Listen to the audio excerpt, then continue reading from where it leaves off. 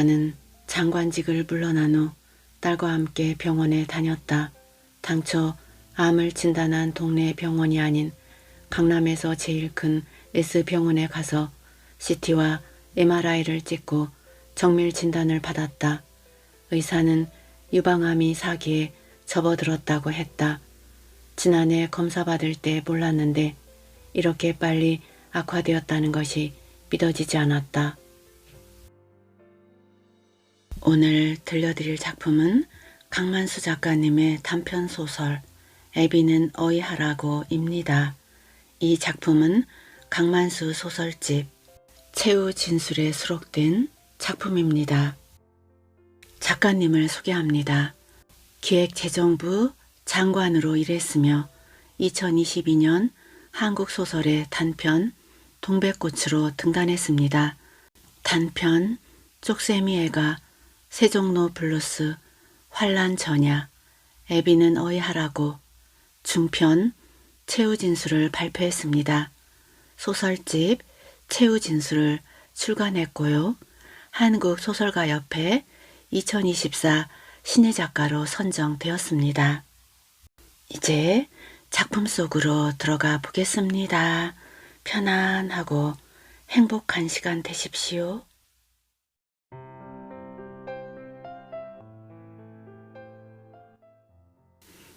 대치동 아파트를 나섰다. 양재천을 지나 대모산 아래 양재대로를 가다가 왼쪽으로 꺾어 구룡터널을 지났다. 성남 비행장을 옆으로 비껴가서 내비게이션이 가르치는 대로 새로 생긴 자동차 전용도로를 탔다. 중원터널과 직동터널을 지나 달렸다. 작은 빌라들만 들어서 있는 골짜기는 30층은 됨직한 아파트들이 들어섰다. 오후의 가을 사나이는 햇살이 쏟아지고 있었다. 자동차 전용도로를 내려 오폭을 지나 매산리로 접어들었다. 올 때마다 찾는 꽃집 앞에 차를 세웠다. 무슨 꽃으로 살까?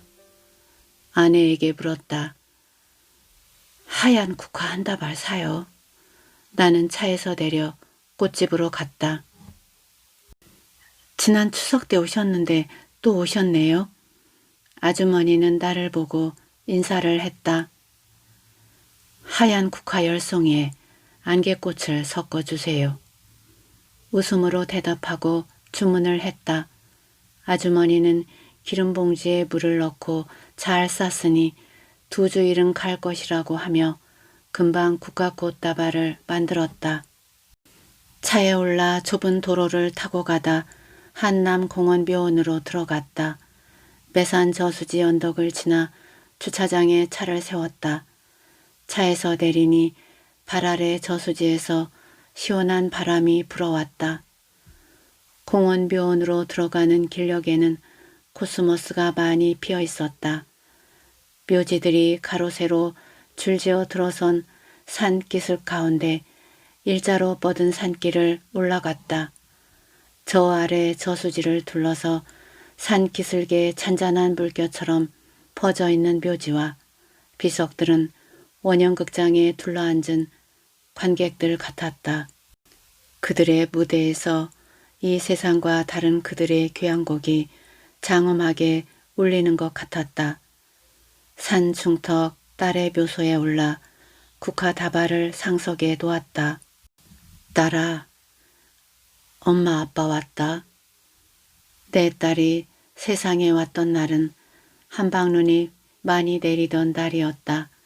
아내는 분만실 창가에 내리는 눈을 보며 딸을 낳았다는 소식을 전한다고 했다. 그날 내가 연수가 있던 워싱턴에도 한방눈이 펑펑 쏟아졌었다. 두 아들을 둔 우리에게 딸은 눈이 오는 날 하나님이 주신 큰 축복이었다. 딸은 이 세상에서 33년을 살다가 떠났다. 만남과 삶과 헤어짐은 슬프지만 아름다운 나의 노래였다. 나는 아내와 함께 묘지 앞에 서서 찬송가를 불렀다. 거기서 우리 영원히 주님의 은혜로 해처럼 밝게 살면서 주 찬양하리라. 눈물이 흘러 얼굴을 하늘로 들었다. 시편 23편을 읽고 내가 기도를 했다. 딸아, 그동안 잘 있었어? 오늘이 네가 천국 간 지 10년이 되는 날이구나. 예수님과 천국에서 영생 복락 누리고 있지? 네 딸 잘 커서 이제 고1이 되었다. 고등학생이 되고부터는 울지도 않고 공부도 열심히 한다. 내 딸 건강하고 씩씩하고 총명하고 아름답게 키워달라고 예수님께 항상 기도해라. 공부도 잘해서 좋은 대학에 들어가도록 항상 기도해라. 다시 올 때까지 잘 있어라. 예수님의 이름으로 기도합니다. 아멘. 묘지를 덮은 잔디 위에 가을 햇살이 쏟아지고 있었다. 아내는 묘지석에 새긴 글을 읽으며 손수건으로 눈물을 닦았다. 1978년 세상에 와서 33년을 오직 주님께 소망을 두고 이대를 다니고 시은행에서 일하며 아름답게 살다가 끝날도 찬송하며 천국으로 떠난 사람. 여기 잠들다. 딸의 마지막 날 새벽 아내가 병원에서 전화했다. 딸의 임종이 가까이 왔다고. 나는 서둘러 옷을 입고 애손녀를 깨워 함께 아파트를 나섰다. S대학병원을 향해 올림픽 대로를 달렸다. 손녀에게 무슨 말을 어떻게 해야 할지 정리가 되지 않았다. 예상은 하고 있었지만 닥치고 보니 정신을 가누기가 어려웠다. 할아버지 말 잘 들어라. 엄마가 하늘나라로 갔다. 오래 생각하다가 조용히 말을 꺼냈다. 하늘나라가 어딘데요? 손녀가 내 말을 듣고 조용히 있다가 물었다. 창밖을 봐라. 저 하늘 멀리 멀리에 있다. 우리는 한참 말이 없었다. 엄마는 언제 돌아와요? 너무 멀어서 다시 오기는 힘들 거야. 나는 차를 천천히 몰았다. 더 설명해 줄 말을 생각했다. 엄마를 만날 수 없는 거예요? 지금 가면 한 번은 볼 수 있어. 그리고 한동안 아무 말을 하지 않았다. 안 울 수 있지? 손녀는 아무 말이 없었다. 백미러에 비치는 얼굴은 시무룩해 보였다. 상황이 제대로 잡히지 않는 것 같았다. 유치원에 다니는 나이로서는 쉽게 해석이 안 되는 것이 당연했다. 한남대교를 지나 장충단 고개를 지나는 동안 나는 더 말을 하지 않았다. 동대문을 지나 이화동을 돌아서 S대학병원에 들어섰다. 주차장에 차를 세우고 본관 12층 병실로 올라갔다. 내가 손녀와 함께 병실로 들어갔을 때 아내는 찬송가를 부르고 있었다. 딸은 조용히 눈을 감고 있었다. 딸의 손을 잡으니 아직 체온이 느껴졌다. 나는 조용히 기도했다. 사랑의 주님, 딸이 33년 이 세상에 사는 동안 받은 은혜를 감사드립니다. 지난 3년간 투병할 때 매일 기도하며 소망을 잃지 않게 지켜주심도 감사드립니다. 이제 사랑하는 우리 딸을 주님 손에 의탁하옵니다. 천국으로 인도하시고 영생 복락 누리게 하소서. 예수님의 이름으로 기도드립니다. 아멘. 지금까지 경험하지 못한 숨막히는 압박이 몰려왔다. 창백한 얼굴이 된 아내도 말이 없었다. 손녀는 상황을 제대로 몰라 멍하게 있었다. 우리 모두 받아들여지지 않는 상황이었다. 아무도 울지 않았다. 울기에는 너무 큰 충격이었다. 그냥 아무 생각도 안 나고 아무 말도 할 수 없었다. 예정대로 맞는 부모의 죽음과는 달랐다. 딸은 유방암 진단을 받고 3년 투병했다. 가슴에 통증이 와서 정기적으로 다니던 부인병 전문 병원에 갔는데 유방암이 깊었다는 진단을 받게 되었다. 그날 딸은 병원을 나와 집에 돌아가지 않고 한강공원을 한없이 걸었다고 했다. 무엇을 어떻게 해야 할지 아무 생각도 나지 않았다고 했다. 밤에 신랑에게 말하고는 다음날 3살 딸을 데리고 우리 집에 오게 되었다. 딸이 우리 집에 왔을 때 나는 재정부에서 2008년 발생한 글로벌 금융위기와 싸우고 있었다. 미국의 거대한 투자은행 리먼 브라더스의 파산은 세계 경제를 흔들었다. 그 파장은 미국에서 시작하여 유럽으로 아시아로 밀려왔다. 대의존도가 높은 우리 경제도 크게 흔들렸다. 얼마 전까지만 해도 우리 기업은 경쟁국에 비해 너무 높은 세율을 피해 중국과 동남아로 나가고 있었고 경상수지는 악화일로에 있었다. 특히 여행수지는 사상 최대 적자를 보이고 있었다. 서울 주부들은 아침에 비행기를 타고 도쿄에 가서 미스코시 백화점에서 명품 쇼핑을 하고 소문난 우동을 먹고 저녁에 서울로 돌아와도 비행기 삭시 빠졌던 것이 우리 경제의 현 주소였다. 부산 사람들은 현해탄 건너 오이타에 가서 골프 치고 온천을 즐기고 오는 것이 부산에서 골프 치는 것보다 쌌다. 반면에 일본은 동남아로 나갔던 기업이 돌아오고 경상수지 흑자는 증가했고 여행수지도 흑자를 보이고 있었다. 과대평가된 환율은 우리 제품의 경쟁력을 잃게 만들고 높은 법인세율은 우리 기업을 해외로 내몰았다. 이명박 정부가 들어설 때 재정부 장관으로 취임한 나는 바로 글로벌 금융위기와 부딪히게 되었다. 위기 대응이 시급했다.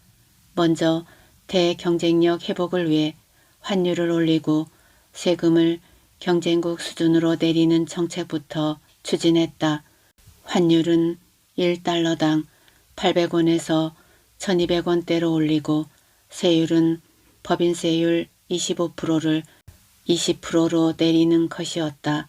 대의존도가 80%가 넘는 우리 경제에서 경상수지는 종합건강지수였고 경상수지 적자가 지속되면 대지급이 불가능한 상태가 되기 때문이었다. 일본의 환율은 달러당 100엔 전후였고 법인세율은 20%였다. 1997년 애완위기 때도 그랬다. 반도체 수출을 빼면 경상수지 적자가 매년 100억 달러 정도 증가하는데도 반도체에 가려 위험을 몰랐고 환율이 달러당 800원대로 떨어져도 방치하여 우리 제품의 대경쟁력을 상실하게 만들었다. 포도주, 골프채, 화장품 등 고가의 소비재를 폭발적으로 수입하며 사치를 즐겼다. 능력 이상으로 고평가된 환율을 즐기는 것은 2008년에도 마찬가지였다. 환율은 국가 경영의 기본에 속하는 것이라서 시장에 맡겨놓고 방임하는 나라는 없었고 세율은 내릴수록 그만큼 경제가 성장함으로써 전국적으로 세입이 증가한다는 것을 통계가 말해주고 있었다. 문제는 환율이 상승하면 수입 물가가 오르는 것이었는데 세계 경제가 불안해지자 원유 가격이 덩달아 오르는 것이었다. 2008년 들어 원유 가격이 배럴당 100달러를 넘더니 계속 올라 140달러에 육박하면서 우리의 대응은 설상가상이 되었다. 물가가 오르자 고환율을 비난하는 목소리는 높아만 갔다. 좌파 정부가 올린 법인세율을 경쟁국 수준으로 내리는 것을 두고 부자 감세라고 몰아세웠다. 환율이 1200원대로 오르자 미국에 유학 보낸 자녀의 학비를 매달 보내야 하는 아줌마부터 고환율을 비난하는 인터넷 악플을 달기 시작했다. 휘발유 가격을 시작으로 물가가 오르자 민중도 야당과 합세하여 악플을 달았다. 어느 날 뉴욕에서 MBA를 마치고 월스트리트에서 근무했다는 자칭 금융 전문가 미네르바가 나타나 환율이 달러당 곧 1250원이 된다고 예언했는데 그 예언이 적중하자 네티즌들은 그를 경제 대통령이라고 부르며 정부는 미네르바에게 배우라고 조롱했다. 좌파 정부에서 청와대 경제수석을 지낸 S대 K 교수는 그를 국민의 경제 스승으로 불렀고 야당은 그를 재정부 장관에 앉혀야 한다고 했다. 미네르바가 주식은 반토막이 될 것이라고 예언했는데 그렇게 되지 않았다. 나중에 허위사실 유포로 고발되어 검찰의 수사를 받게 되었는데 그는 MBA도 아니고 미국에 머문 적도 없는 국내 전문대를 졸업한 30세의 무직자이고 인터넷 기사들을 조합하여 글을 올린 것으로 밝혀졌다. 그 후 국민의 경제 스승으로 칭송받던 그는 사라졌다. 환율이 달러당 1,300원에 육박하자 한국경제학회 118인의 경제학자들은 내가 잘못된 정책으로 대응하여 위기를 초래했다며 장관 경질을 요구하는 공동성명을 발표했다. 달러를 마음대로 찍어낼 수 있는 미국은 달러 인쇄기가 고장이 나지 않는 한 대지급 불능이 일어날 수 없는데 그 미국 경제학을 공부한 교수들은 환율을 시장에 맡기라고 했다. 국회의원 총선거를 앞두고 물가 상승과 부자 감세 비난에 부담을 느낀 여당도 나의 해임을 들고 나섬으로써 나는 사면 초과의 상황에 빠지게 되었다. 새벽 교회를 나가 하나님께 기도했다. 내가 가는 길이 옳지 않다면 그만두게 하시고 옳은 길이라면 돌 팔매에 맞아 피가 나더라도 앞으로 나가게 하소서. 나는 내가 가는 길이 바른 길이라고 믿었고 대통령의 지지에 힘입어 한 발도 물러나지 않았다. 미국 워싱턴에서 열린 IMF 연차 총회에 갔다 오는 길에 뉴욕에 가서 미국과 300억 달러의 통화 스와프 계약을 성공시킴으로써 대지급불능의 위험에서 탈출하게 되었다. 우리 역사에서 처음 체결한 한미 통화 스와프는 고환율 정책과 감세 정책도 성공적으로 추진될 수 있게 만들었다. 내가 애로운 싸움을 하고 있을 때 딸은 인터넷 악플과 싸웠다. 애국은행에서 일했던 딸은 말이 안 되는 악플을 참지 못하고 잠을 설치며 댓글을 달며 싸웠다. 수구우파 또라이 같은 놈아 부자 앞잡이 고마해라 고 욕설까지 하는 악플에 딸은 참을 수 없었다. 아빠는 부자를 위해 세금을 깎아줄 만한 삶을 살지 않았고 우리가 도쿄에 명품 쇼핑을 가는 것이 정상적이냐고 반박하는 글을 올리고 끝없이 올렸다고 했다. 그러다가 지친 딸이 어느 날 아빠 더 이상 욕 듣지 말고 장관 그만두라고 했다. 그렇게 한 해를 사는데 가슴에 이상한 통증이 와서 병원에 갔는데 유방암이 깊었다는 진단을 받게 된 것이었다. 2년 전 플루타르크가 민중에 맞서면 정권이 어려워지고 민중을 따라가면 나라가 어지러워진다 라고 한 말은 그때나 지금이나 맞아 떨어졌다. 나는 나라 경제를 살리기 위해 야당과 민중에 맞섰는데 여당은 정권을 어렵게 한다고 사임을 촉구하고 나섰다. 그런 와중에서 경상수지는 흑자 기조로 돌아섰고 한미 통화 수합으로 국가부도 위기는 벗어나게 되었고 세율을 경쟁국 수준으로 내리는 법안도 국회를 통과했다. 그렇게 1년간 위기 극복을 위한 정책을 마무리하고 장관직에서 물러났다. 대통령과 여당에 큰 부담을 줄 수 없었고 스스로도 오래 하고 싶지 않았다. 후일의 일이었지만 2008년 글로벌 금융위기에서 세계가 마이너스 경제 성장을 할 때 우리는 플러스 성장을 하였고 수출은 12위에서 7위로 올랐으며 세계사 최초로 원조 받는 나라에서 원조 주는 나라가 되었고 국가 신용 등급도 처음으로 일본을 앞질렀다. 예시는 한국 관료에게 경의를 표했고 IMF는 우리 정책을 교과서적인 사례라고 평가했지만 나와 딸의 삶은 큰 상처를 받았다. 나를 해임하라던 118인의 경제학 교수들은 아무 말이 없었다. 나는 장관직을 물러난 후 딸과 함께 병원에 다녔다. 당초 암을 진단한 동네 병원이 아닌 강남에서 제일 큰 S병원에 가서 CT와 MRI를 찍고 정밀 진단을 받았다. 의사는 유방암이 사기에 접어들었다고 했다. 지난해 검사 받을 때 몰랐는데 이렇게 빨리 악화되었다는 것이 믿어지지 않았다. 더구나 통상 4가지 유형의 유방암 가운데 딸의 경우는 최근에 발견되는 새로운 유형이라면서 아직 치료제가 개발되지 않았다고 했다. 다른 부분의 전이는 되지 않아 수술과 항암 치료로 완치 가능성이 있다는 의사의 말에 따라 2주 후 수술 날짜를 잡았다. 수술하기 전날 딸은 동네 미장원에 가서 머리를 삭발하고 모자를 썼다. 항암 치료를 받으면 머리카락이 다 빠진다고 하여 미리 그렇게 했다. 수술 후 한 달에 한 번 3차례의 항암 치료를 받게 되었다.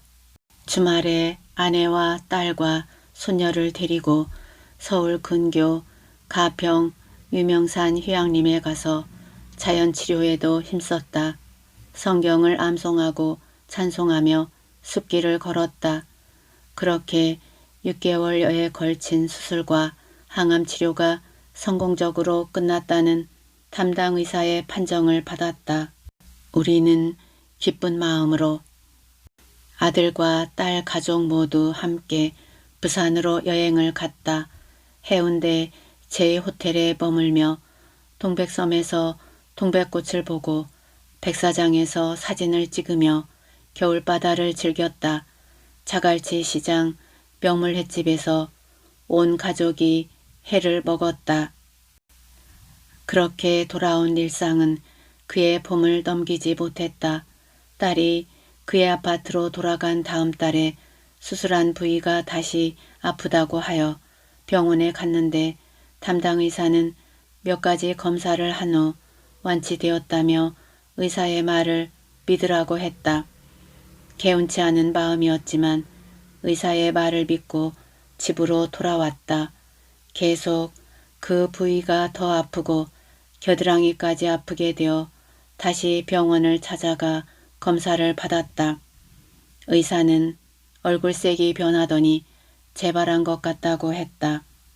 아직 치료제가 개발되지 않은 유형에 속하기 때문에 국내에서는 더 이상 치료하기 어렵다고 하면서 유방암 치료에 최고의 권위가 있는 뉴욕의 슬론 캐더링 암센터에 갈 것을 권유했다. S병원을 나올 때 화창하게 핀 벚꽃도 슬펐다. 집에 돌아와서 모두 무거운 침울에 사로잡혔다. 다행히도 슬론 캐더링 병원에는 내가 뉴욕에서 대사관 재무관으로 근무할 때 같은 교회를 다니던 S 박사가 있었다. 나는 X 박사에게 전화를 걸어 사정을 설명하고 도움을 요청했다. 통상 예약에 3개월이 걸리지만 2주 후 특별진단 예약을 하고 딸과 사위가 함께 뉴욕에 가도록 주선했다. 뉴욕에 간 딸은 소망의 메일을 보냈다. 엄마, 아빠? 다 커서 시집까지 보낸 딸이 집에 애까지 딸려서 들어와 투병 생활한 것도 모자라 이제는 미국까지. 그것도 떼돈 가지고 말이에요. 생각 안 하려고 해도 정말 속상하고 답답해 잠이 안 오네요. 이렇게 엄마 아빠를 힘들게 하는 자신이 너무나 싫고 미워요. 애한테 좋은 엄마가 못 되어준 게 너무 속상하고 오빠에게 원망한 것도 미안하고 그동안 제가 너무 애와 오빠에게 불평과 불만 속에서 살고 아빠 엄마에게도 신경질 부리면서 살아와 이렇게 아픈 것 같아요. 제가 스스로 아프게 만들었다는 걸 생각하니 누구에게도 뭐라고 원망도 못하겠네요. 정말 하나님만 의지하고 소망을 가지고 두려움 없이 치료할게요. 다음 주에 검사 결과가 나온다니 아빠 말 믿고 정말 열심히 싸울게요. 어릴 때 살았던 뉴욕에서 병을 고치고 돌아갈게요. 돈 걱정도 미안하지만 오빠가 열심히 벌어온 데쓰니까 천천히 앞으로 살면서 갚을게요. 그동안 쑥스럽고 염치 없어서 말로 표현 못했지만 아빠에게 정말 감사하고 또 감사해요. 아무리 자식이라도 부모가 사랑해주고 뭐든지 해주는 것을 당연한 건 아닌 것 같아요. 제가 애를 키우면서 깨달아요.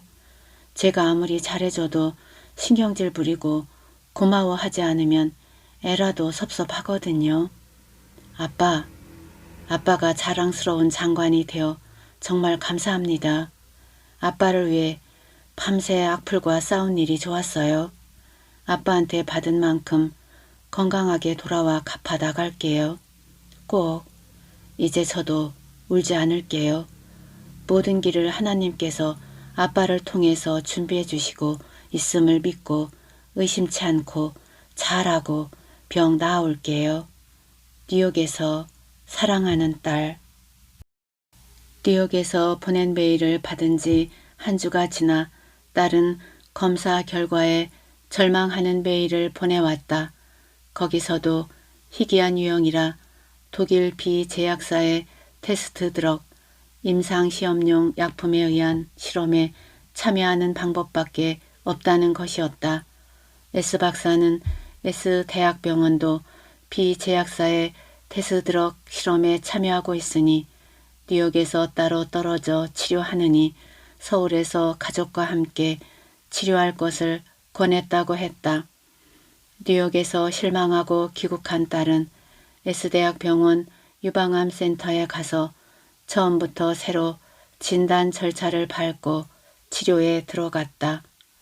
독일 B사의 테스트에 참여하기로 했다.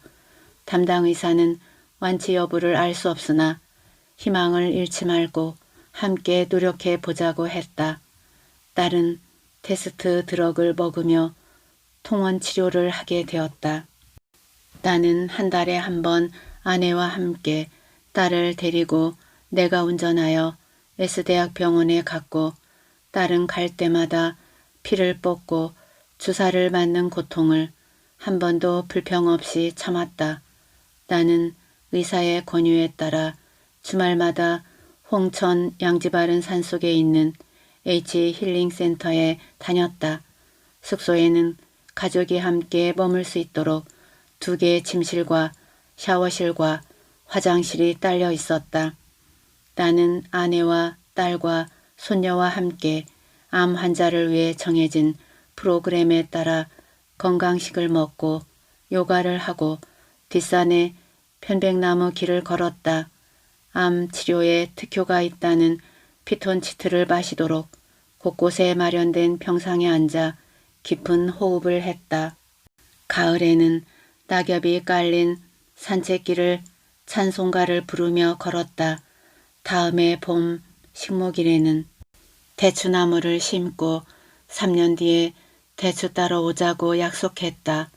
그의 유치원에 들어간 소녀는 힐링센터를 오가는 차 안에서 뽕짝 노래에 맞춰 어깨춤을 추었다. 딸은 프로그램대로 열심히 치료했고 주말은 아름다운 시간이었다. 집에서는 의사의 권유대로 동네에 새로 생긴 제과점에서 사온 쌀빵을 많이 먹었고 단백질이 많은 장어를 자주 먹었다. 한강변에 갯장어 집에 자주 갔고 파주 임진강에 가서 장어구이를 사오기도 했다. 그렇게 살아가는 동안 딸의 머리카락 수는 날로 줄어들었고 몸도 쇠약해졌고 통증이 조금씩 더해갔다. 의사도 확실한 이야기를 하지 않았고 우리도 묻지 않았다. 통증이 올 때면 딸은 의사가 처방한 진통제를 먹으며 성경을 읽고 기도했다. 나는 새벽마다 교회에 나가 하나님께 딸에게 치유의 성령이 임하여 애양간에서 나온 송아지같이 뛰게 해달라고 기도했다. 그것이 아니시면 내 삶의 남은 연수라도 딸에게 주실 것을 간절히 기도했다. 딸에게는 오늘이 가장 건강한 날이었고 우리에게는 오늘이 함께 찬송할 수 있는 고마운 날이었다. 어느 날부터 장어도 먹기 싫어했고 쌀빵과 사과만 먹었다. 그러다가 쌀빵도 제대로 먹지 못하고 사과로 버티게 되었다. 심한 통증이 몰려오면 혼자 방에 들어가 크게 찬송을 불렀다. 어떤 때 문을 열고 들어가 보면 얼굴은 눈물 범벅이 되어 있었다. 손을 잡고 함께 눈물의 찬송을 부르는 것이 애비가 할 수 있는 일의 모두였다. 그러던 어느 날 견디기 힘든 통증이 몰려왔다. 예약한 치료 날짜까지 기다릴 수 없어 병원으로 가기로 했다. 현관을 나설 때 아빠, 나 좀 잡아줘 하고는 내 어깨에 팔을 얹었다. 몸을 가누지 못할 정도로 허우적거렸고 체중이 무겁게 내 어깨에 실렸다. 현관을 나설 때 아빠 고마워 하며 미소를 힘없이 지었다. 나도 미소를 지으며 힘내자 라고 대답했다. 나는 오른팔로 딸의 허리를 잡고 딸의 한 손을 내 목에 두르고 겨우 엘리베이터를 타고 내려가서 차에 태웠다. 병원에 내렸을 때도 몸을 가누지 못해 휠체어를 타고 12층 병실로 갔다. 담당 의사는 입원을 하라고 했다. 지금까지 테스트 드럭의 치료를 받는 동안 가끔 이틀 정도 입원한 적은 있었지만 이번에는 기한을 말하지 않고 입원하라는 것이었다. 입원 후 아내는 함께 교회에 다니는 권사와 함께 돌아가며 밤낮 없이 병실을 지켰다. 의사는 오전 오후 진료를 돌았다. 상황이 어떤지 의사도 말이 없었다. 다시 입원한 지 열흘이 지난 어젯밤 아내의 요청으로 교회 목사님과 권사님 두 분이 오셨다. 영혼이 육신을 떠남에 대한 모녀 간의 본능적인 육감을 아내는 느끼는 것 같았다. 아내는 딸이 좋아하는 찬송과 나 같은 죄인 살리신과 시편 23편 여호와는 나의 목자시니를 목사님께 부탁했다. 우리는 함께 예배 드리고 목사님의 기도와 주 기도문으로 예배를 마쳤다. 목사님 일행이 병실을 떠난 후 나는 딸의 손을 잡았다. 꺼져가는 등불을 끄지 아니하시는 주님, 딸을 지켜주소서. 딸은 나를 바라보았다. 아빠, 나 죽는 거야? 육신의 등불, 눈동자에 힘이 없었다. 우리 천국의 소망으로 기도하자. 아빠, 엄마, 고마웠어. 마지막 꺼져가는 영혼의 불빛이 보였다. 슬픈 그러나 평화로운 불빛이었다. 엄마, 내 딸 키워줘. 오빠는 내가 죽으면 재혼하라고 했어. 그래, 걱정하지 마. 잘 키울게. 모든 것 주님께 맡겨라. 우리는 낮은 소리로 찬송을 불렀다. 내 주를 가까이 하게 함은 십자가 짐 같은 고생이나 천사 날 부르니 늘 찬송하면서 주께 더 나가기 원합니다. 그날 밤이 딸과의 마지막이 되었다. 손녀는 눈을 감고 침대에 누워있는 엄마의 얼굴을 말없이 보았다. 딸과 손녀의 손을 잡고 하나님, 애미 천국 가게 하소서 하고 기도했다. 마침 달려온 며느리에게 돌아갈 때 손녀를 집에 데려가도록 했다. 다음 날 입관 때도 애미 시신이 관으로 들어가는 것을 보이지 않기 위해 손녀는 며느리와 함께 집에 있게 했다. 아내와 사위를 창밖에 있으라고 하고는 나만 연습실로 들어갔다. 관 뚜껑을 덮기 전 기도를 했다. 주여, 내 딸의 영혼을 주님께 의탁합니다. 나라 천국에서 내가 한 세상 사랑한 예수님 만나 영생 복락 누리기를 빈다. 내가 나를 관에 넣어야 하는데 애비가 너를 관에 넣는구나. 내 딸은 내가 직접 키울 테니 걱정 마라. 천국에서 만나자. 아멘. 딸의 싸늘한 이마에 키스했다. 염습한 딸을 장의사와 함께 들어 관에 넣었다. 장례식 다음 주 서둘러 손녀의 침대와 옷장과 책상을 새 것으로 바꾸었다. 새 식구만 남은 집의 일상은 조용했다. 나는 한 달을 아무것도 하지 않고 아무데도 나가지 않고 집을 지켰다. 손녀는 평소대로 노랑버스를 타고 유치원에 다녔다. 다음에 손녀는 초등학교에 들어갔다. 엄마가 보고 싶다고 울 때는 셋이 함께 울었다. 그렇게 울던 일도 뜸해지고 여름방학이 되자 휴가로 제주도에 갔다.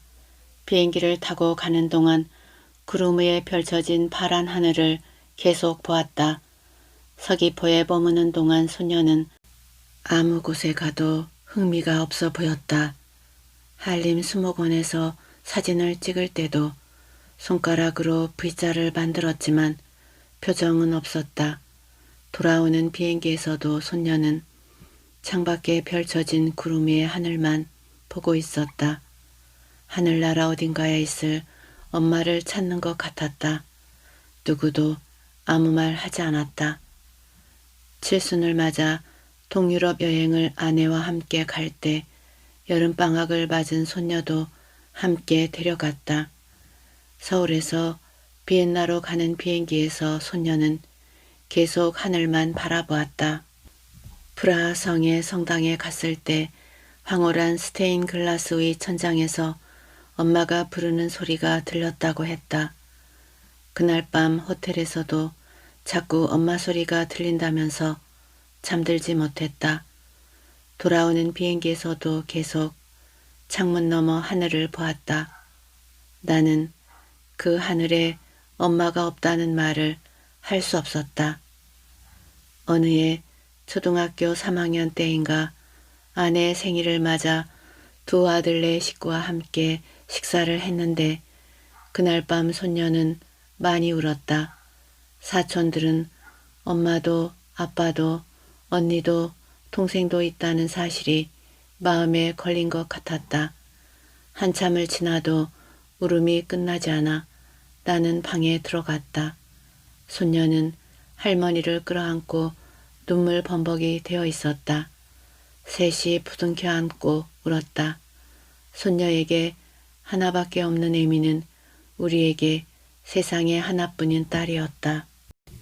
어느 겨울방학 때 항상 혼자 지내는 것이 마음 아파서 사촌들과 함께 보내라고 둘째네 집에 손녀를 데려다 주었는데 다음 날 돌아왔다. 가족 모임도 사촌과 어울림도 모두 의미 없는 것을 더 느끼게 해준 것이었다. 그 후로는 생일 파티도 우리 세 식구만 했다. 쇼핑도 싫어했다. 할머니, 할아버지와 백화점 오는 사람이 없어서 그런 것 같았다. 햄버거도 집에서 배달시켜 먹고 식당에는 가지 않았다. 추석이나 설이 되면 가족 모임에 가지 않고 교회로 나가 우리 셋이 호텔에서 지냈다. 주위에 있는 아울렛도 맛집도 안 가고 아무도 없는 공원을 거닐거나 방에서 지내다가 돌아왔다. 어느 날 일이 터졌다. 학교를 마치고 손녀는 시무룩한 얼굴로 돌아왔다. 무슨 일이 있었느냐고 물었다. 대답도 안 하고 방에 들어가 침대에 엎드렸다. 한참을 그러고 있다가 일어나 소리를 질렀다. 할아버지, 난 억울해요. 우리 학교에 엄마가 없는 애는 나밖에 없어요. 나는 아무 말 못하고 우두커니 서 있었다. 왜 나만 엄마가 없어요? 학교에서 일요일에 엄마와 함께 야외에 나가 사진을 찍어오라고 했어요. 나는 숙제도 할 수 없어요. 난 억울해요. 대들듯이 소리치고는 소리쳐 엉엉 울었다. 다음 월요일 아내는 담임선생을 찾아 의미 없는 사연을 얘기하고 앞으로 그런 숙제를 내지 않을 수 없느냐고 부탁했다. 그 후로 학년이 바뀔 때마다 담임을 찾아가 사연을 얘기하고 엄마나 가족 관련 숙제는 내지 말아 달라고 부탁했다. 또 문제가 터졌다. 같은 아파트, 같은 줄 바로 아래층에 새로 이사온 같은 반 친구가 있었는데 어느 날 왜 니네 엄마는 보이지 않고 할머니만 보여? 고 물었다는 것이다. 엄마는 하늘나라에 있어. 고 했는데 걔가 반 아이들한테 그것을 말해 하늘에 엄마가 있는 아이라는 소문이 퍼진 것이다. 아내가 걔 엄마를 만나 다시는 그런 말을 하지 말게 해달라고 부탁했다. 그 뒤 아내는 등굣길 교통 안내도 가지 않았고 학교에 일이 있으면 담임과 전화로 했다. 초등학교 6학년이 되어서는 심각한 일이 터졌다. 여름방학 때 아빠와 함께 부산에 있는 고모 집에 가서 휴가로 한 주를 지내다 돌아와서다. 집에 돌아온 그날부터 방에 틀어박혀 나오지 않고 며칠을 밥도 제대로 먹지 않았다. 그렇게 며칠을 지나다가 문을 걸어 잠그고 크게 통곡을 했다. 그렇게 크게 통곡한 것은 처음이었다. 그러고는 그날 이후 가끔 가던 아빠 집에도 가지 않겠다고 했다. 피할 수 없는 상황을 스스로 받아들여야 한다는 것을 깨달은 것 같았다. 울지 않는 모습이 더 가슴을 아프게 했다. 나를 가슴에 묻고 사는 게 이렇게 마음 아픈데 애미를 등에 업고 사는 게 얼마나 힘들고 무거우랴. 이 아픔과 힘듦과 무거움을 그 누가 알 수 있으랴. 주여 불쌍히 여기소서. 중학생이 되어서는 말도 웃음도 잃었다. 집에서 도무지 말을 하지 않았고 눈빛도 주지 않았다. 가끔 말을 걸어도 대답을 하지 않는 경우가 많았다. 어쩌다 퉁명스럽게 던지는 대답은 무슨 소리인지 알아들을 수가 없었다. 학교에서 돌아오면 방에 들어가 휴대폰을 들고 살았다. 집안은 더 무거워졌다. 가끔 내용을 알 수 없는 우편물이 오가는 것을 보아 휴대폰 세상에 빠져든 것 같았다. 일본에서도 우편물이 왔다. 나는 아무것도 묻지 않았다. 지금까지 손녀 문제를 상담하던 정신과 의사인 친구는 지금까지는 소극적인 저항과 적응의 시간이었다면 이제는 적극적인 반항과 공격의 시간이라는 것이다. 중학생이 되면 엄마 있는 애들도 말도 안 하고 안 듣고 대들기도 한다고 했다. 이제 기도 외에는 내가 할 수 있는 것이 없었다. 언제나처럼 새벽에 교회에 나가 건강하고 씩씩하고 총명하고 아름답게 키워달라고 기도했다. 어느 날 친하게 지내는 친구 셋이 우리 집에서 파자마 파티를 하고 싶다고 해서 그러라고 했다. 나는 햄버거와 피자도 사오고 아이스크림도 사오며 극진히 친구들을 대접했다. 정을 나눌 친구가 생긴 것이 감사했는데 코로나가 오는 바람에 그것도 그치고 말았다. 중2가 되어서는 대화는 거의 없어졌다. 말은커녕 눈빛도 마주치지 않았다. 아내는 김정은도 무서워한다는 중이라고 하면서 아무 말도 하지 말라고 했다. 친구들과 올림픽 공원에 열린 BTS 콘서트를 다녀온 날 밝은 눈빛 한번 맞추었다. 침묵이 울음보다도 반항보다 더 안쓰럽고 걱정이 되었다. 햄버거를 사달라거나 떡볶이를 사달라고 하면 시키는 것만도 고마웠다.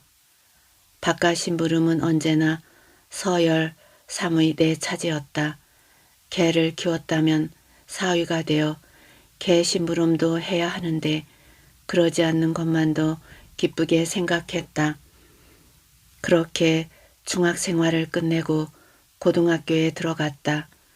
희망대로 남녀 공학이었다.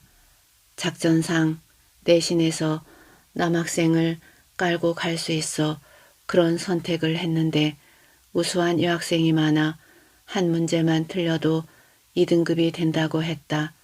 내신이 불리하다며 정시로 작전을 바꾼다고 했다.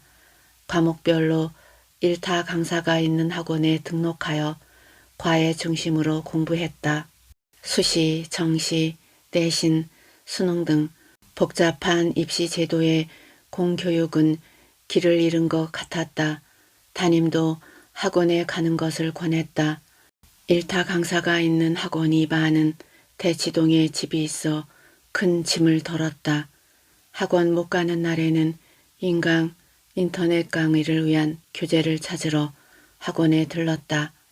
학원 사무실은 생각보다 크고 학년과 과목별로 창구가 되어 있어 상당한 기업 수준이었다.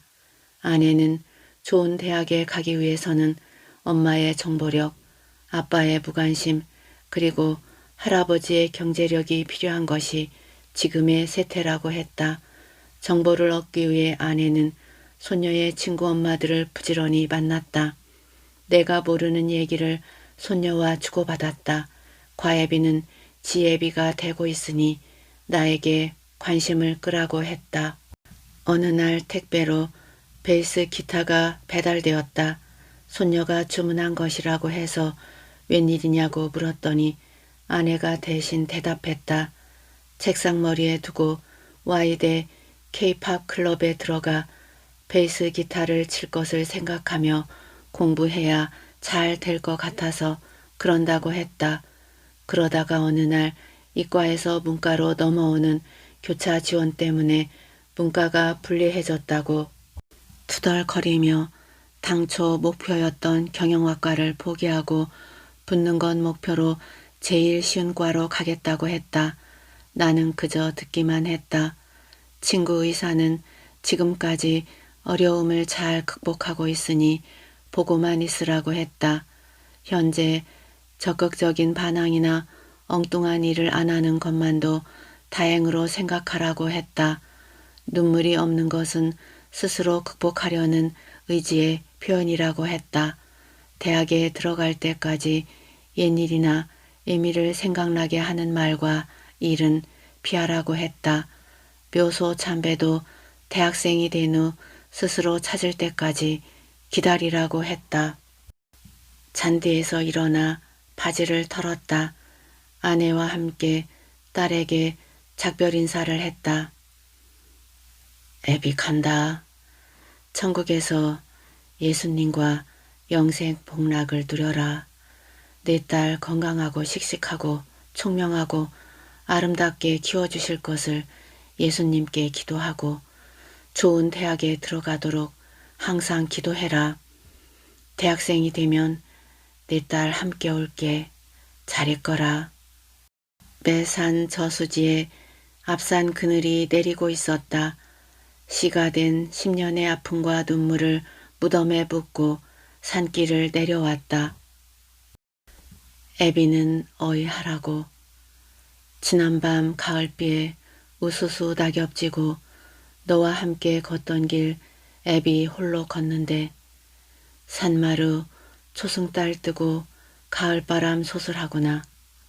아픔이 몰아치고 죽음이 어른거릴 때 애비는 할 일 없이 내 옆만 지켰구나. 3년을 그리했어도 내가 있어 행복했노라. 내 딸을 살려주고 이 애비 데려가라고 새벽에 교회 나가 주님께 빌었는데 애비는 어이하라고 너를 먼저 데려갔나. 봄이면 싹이 트고 가을이면 낙엽지고 만나면 헤어짐을 그 누가 막으랴만. 너 먼저 천국 갔으니 그것이 애달구나. 2021 가을.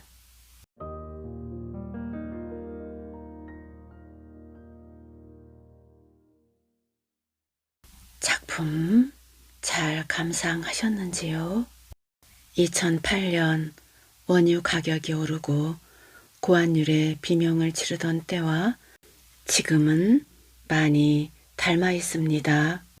이 작품은 민중의 돌팔매를 맞으면서 교과서적 사례로 극복하는 과정과 딸을 잃은 슬픔과 아픔을 사실적으로 서술한 자전적인 소설입니다.